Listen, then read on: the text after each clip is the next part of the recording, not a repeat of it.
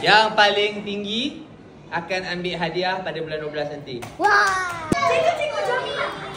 Awak tahu ke lagu Jamila?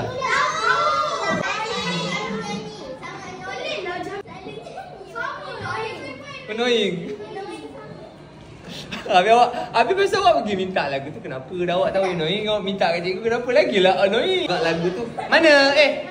Mana pick cikgu? Pik cikgu. Pick. Pik tu apa? Pick. Yang suara cikgu. Ni cikgu. Kazu. Pick. Saya Bukan kizir lah. Kizir.